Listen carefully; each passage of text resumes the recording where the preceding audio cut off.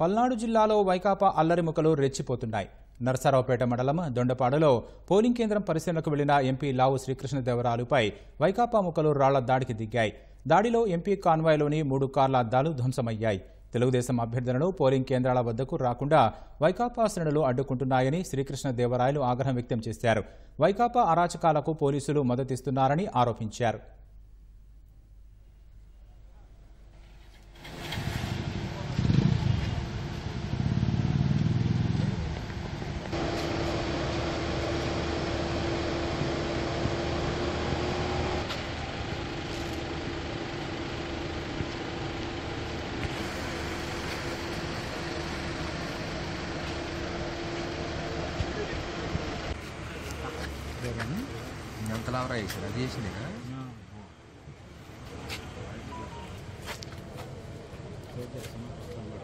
దొండపాడు గ్రామంలో మామూలుగా పోలింగ్ ఎలా జరుగుతుందని మాకు అవకాశం ఉంది. కంటెస్ట్ చేస్తున్నప్పుడు విలేజ్కి వెళ్ళొచ్చు, ఎక్కువ మందితో కాకుండా ఒకళ్ళు ఇద్దరు వెళ్ళవచ్చు. పోలింగ్ బూత్లో అయితే ఒకళ్ళే వెళ్ళాలి, ఒకళ్ళే వెళ్ళాం. వెళ్ళి వెరిఫై చేసి బయటకు వచ్చినప్పుడు అప్పుడే సబ్ కలెక్టర్ గారు అక్కడ రావడం జరిగింది. ఇది పద్ధతిగా జరగట్లేదు. అక్కడే ఏదైతే వైఎస్ఆర్సీపీ పోస్టర్స్ కానీ అవన్నీ కూడా ఫ్లైయర్స్ కానీ అక్కడ పెట్టడం జరిగింది. ఇది పద్ధతి కాదు, ఇది కరెక్ట్ కాదు. ఇలా పోలింగ్ జరగడం ఎవరికి మంచిది కాదు అని చెప్పడం జరిగింది. దాంతోపాటుగా పోలింగ్ స్టేషన్ దగ్గర 100 మీటర్ల దూరంలో ఎవరైనా గుమ్ము కొడితే గుమ్ము కొడచ్చు. కానీ ఆ పోలింగ్ స్టేషన్ చుట్టూత బ్యారికేడ్ లాగా వైఎస్ఆర్సీపీ నాయకులందరూ అక్కడ గుమ్మిగూడి పోలింగ్ జరగనీయకుండా పోలింగ్ చేయడానికి వచ్చే వాళ్ళని భయభ్రాంతులు గురి చేస్తూ ఇబ్బంది పెడతా ఉన్నారు. మేము అక్కడికి వెళ్ళడం జరిగింది. వెళ్ళినప్పుడు ఏదైతే నా కాన్వాయ్ వెహికల్స్ ఉన్నాయో వాటిని 2-3 అద్దాలు ధ్వంసం చేయడం జరిగింది. ఇది పద్ధతి కాదు, ఇది కరెక్ట్ కాదు.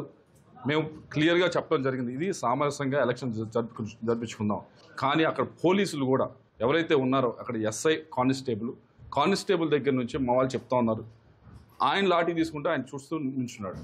తీసి దాంతో మా కాన్వాయ్ వెహికల్ పాల్గొడతా ఉంటే ఆయన చూస్తూ ఉన్నాడు. పోలీసులు పూర్తిగా ఈ విధంగా సహకరించకుండా ఈ విధంగా ఇబ్బంది పెట్టడం అనేది ఇది మంచి పద్ధతి కాదు.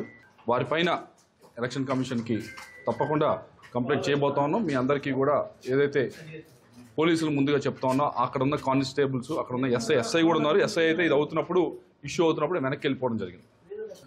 ఇది ఇప్పటికి కూడా మేము ప్రశాంతంగా జరగాలని ఉంటా ఉన్నాం. కానీ ఇది ఎస్కలేట్ చేసుకుంటూ పోతే మాత్రం ఇది మంచిది కాదు.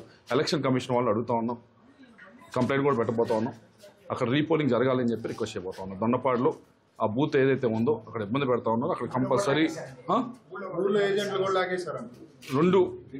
రెండిట్లో కూడా రీపోలింగ్ ఎట్టి పరిస్థితుల్లో జరగాలి. దానికి మేము కంప్లైంట్ అయిపోతా ఉన్నాం. దాన్ని మళ్ళీ అందరికీ ఫోన్ చేసి చెప్పాలి. నేను లేదయ్యా కాము చేయండి అని మళ్ళీ మేము చెప్పాలి. ఇది చేయవలసింది ఎవరు? పోలీసు చేయాలి, కలెక్టరేట్ చేయాల్సింది. వాళ్ళు చేయాల్సిన పని మేము చెప్తా ఉన్నాం. నెంబర్ ఆఫ్ టైమ్స్ ఈ విలేజెస్లో ఇష్యూ ఉంది, మీరు చూడండి అంటే అచ్చంపేట ఉంది. 4500 ఉన్న ఒక పోలింగ్ స్టేషన్లో ఒక కానిస్టేబుల్ నుంచి ఉన్నాడు. బెల్లంకొండలో, అచ్చంపేట బెల్లంకొండలో ఒక కానిస్టేబుల్ నుంచి ఉన్నాడు. ఇది ఏమి సెక్యూరిటీ అరేంజ్మెంట్ చేయడం?